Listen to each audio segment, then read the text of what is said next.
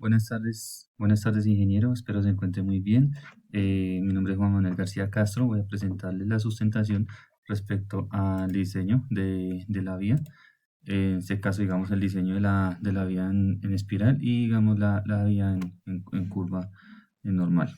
Inicialmente me gustaría pues comentarle en qué consiste, digamos, el diseño geométrico de las vías. Consiste en el proceso de una planificación detallada considerando la topografía, características de las vías con el objetivo de seleccionar elementos geométricos para garantizar un transporte seguro y mejorar las condiciones de tránsito en las mismas, que es lo que se busca principalmente en el diseño de las vías. Ya digamos entrando en materia, el desarrollo del proyecto inicialmente se sustentará como tal el desarrollo de las curvas circulares directamente de una zona montañosa localizada entre el Roble y Chinita, tal y como se muestra a continuación.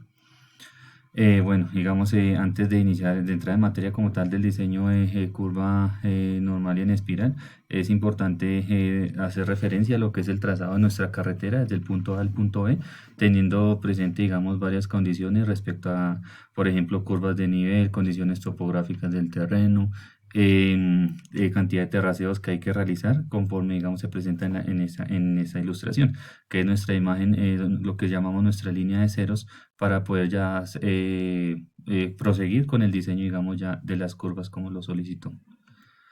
Inicialmente, para el diseño del cálculo de la curva simple, se tiene contemplado lo que es el cálculo de proyección de las coordenadas. Las coordenadas, inicialmente las tenemos en planas, pero ya cuando hallamos lo que es el rumbo, azimut y el ángulo de flexión, se contemplan en grados, minutos y segundos, tal y como se muestra en la imagen. Adicional a eso, pues se contempla lo que es el cálculo de la sección transversal de la vía, como comenté desde el principio, lo que la vía es tipo montañosa y hay que tener una velocidad de diseño asumida entre los 40 y los 70 kilómetros por hora, tal y como no lo solicita la normativa, en este caso para una carretera terciaria. Bueno, ya digamos establecido como tal los parámetros de diseño, proseguimos a lo que hace parte del cálculo de parámetros de diseño. Por ejemplo, toca inicialmente el cálculo de los parámetros de diseño, lo que hace referencia a las curvas. Ya proseguimos con el tema de el cálculo tangente empalme. Eso es muy importante porque pues de aquí dependemos el empalme de las carreteras, haga su redundancia, y pues que cuente congruencia una vía con la otra y pues no tengamos inconveniente dentro de lo que consideramos más adelante, lo que es el rayo de giro. El rayo de giro siendo muy importante dentro de los mismos empalmes, lo cual nos establece que para la curva 1 tenemos un cálculo de tangente de empalme de 41.21 metros, y para la tangente 2, para nuestra curva 2, tenemos un cálculo de tangente de empalme de 94.39 metros. Seguido de esto, tenemos que realizar el cálculo de la tangente externa. Lo que tenemos que tener presente los grados con los que se diseñaron como tal las curvas inicialmente y las tangentes de las curvas, lo que nos establece un cálculo de tangente externa para la primera curva de 7.16 metros, y para la siguiente curva una tangente de 30.65 metros. Una vez obtenidos lo que es la tangente de empalme y la tangente externa, tenemos que realizar el cálculo de la longitud de la curva. El cálculo de la longitud de la curva se asume con lo que son las longitudes de las curvas que se requieren. Para la primera tenemos una longitud de 79.11 metros, y para la segunda tenemos una longitud total de 163.25 metros. Ahora bien, finalmente, para nuestro cálculo final, tenemos que tener presente lo que son las entretangencias de las vías, para lo cual tenemos que restar los 167.44 obtenidos menos los 41.21 menos los 94.39 metros, para un total de 31.84 metros, lo que nos establece como tal una entretangencia sumada a la que se ha obtenido inicialmente de 385.9 metros. Lo mismo hacemos con nuestro punto 2. Una vez obtenido esto, pues tenemos que hacer lo que es el cálculo de la longitud real de la recta, lo que nos establece, realizando la resta de estas dos obtenidas, un total de 266.95 metros. Por ende, el tramo total calculado se establece para un total, sumando, digamos, las que se obtuvieron, un total de 816,1 metros. Ese, digamos, es nuestra longitud real de diseño con la que estaríamos trabajando. Este es nuestro resultado total de la curva circular. Como podemos evidenciar, acá se establece la curva 1 y la curva 2. Aquí se establecen las entretangencias como tal, como se fue explicado por el ingeniero. Y adicional a eso, lo que toca tener presente las tangencias para los empalmes, que pues son muy importantes para que la vía cuente con su diseño adecuado y pues no tengamos inconvenientes a futuro de tránsito y demás.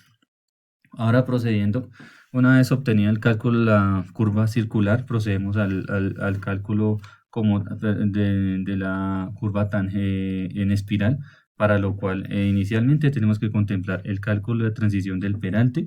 Toda esta información pues lo obtenemos de la normativa.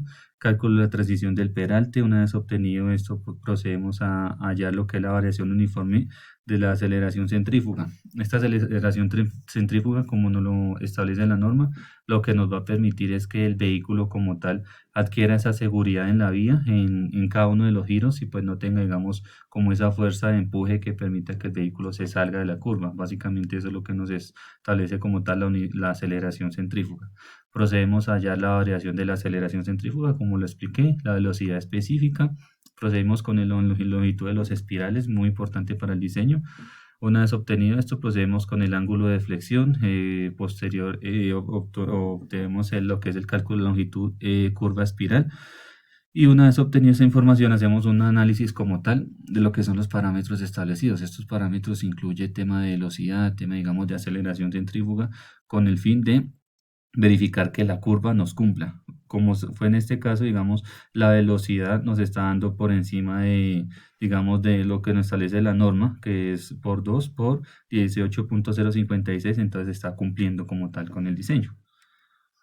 Ya después tenemos que hacer un tema de desplazamiento de las coordenadas cartesianas y las externas de cada uno de los espirales, para finalmente calcular lo que se denomina la distancia entre abscisas.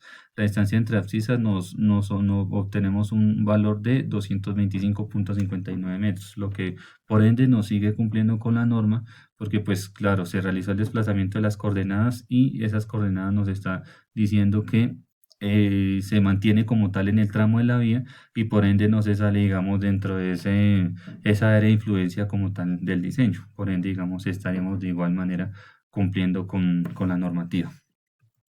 Esta, digamos, es el resultado de nuestra curva espiral final. Adicional a esto, digamos, como mostramos en la curva simple, ya digamos nos aparece lo que es el diseño curva en espiral, tomando los parámetros de las coordenadas adoptadas y principalmente el tema de la aceleración centrífuga para nuestro diseño. Bueno, básicamente en eso consistió como tal lo que fue el diseño de nuestra curva simple y de nuestra curva en espiral. Ahora vamos a entrar en lo que es la etapa final de la sustentación. Como por ejemplo, ¿por qué cumple el diseño circular? Bueno, el diseño circular cumple por los parámetros de que son los criterios establecidos y está dentro de los radios, las curvas, longitudes de las curvas, pendientes y cálculos aplicados, lo cual cumple con los requerimientos establecidos dentro de la garantía de sostenibilidad y la normativa como lo he solicitado. Eso por el lado del diseño circular. Y respecto al diseño espiral, cumple respecto a que los datos obtenidos se constata que el diseño en curva espiral cumple respecto a la geometría de los parámetros establecidos. La geometría aquí en el diseño espiral ingresa un tema adicional, que es lo que se comentó de la aceleración centrífuga, por el tema, digamos, de que las curvas que en el momento que se diseñen cumplan con la normativa y no se salga dentro del rango de diseño como es la longitud de desarrollo de las vías. Bueno, ya llegamos en la etapa final del proyecto.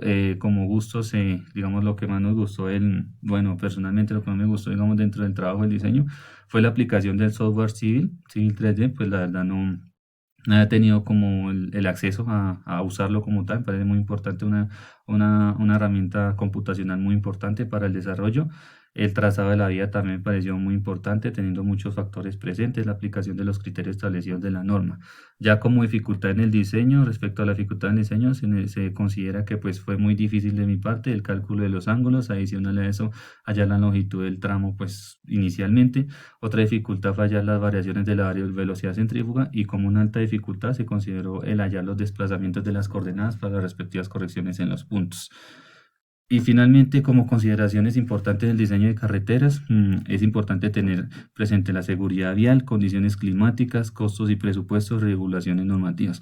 A mi parecer es muy importante el tema de la seguridad vial, porque pues la seguridad vial nos va a dar como tal las características geométricas de la vía, y si ésta cumple con la normativa, podemos proceder a lo que es ya como tal la ejecución de la obra. Sumado a esto tenemos tema de costo presupuesto, regulación normativa, seguridad vial, y sumado a esto tenemos un tema de costo, operación y mantenimiento, que está asociado dentro del tema de presupuesto de la vía, de los costos y presupuestos. Muchas gracias, ingeniero.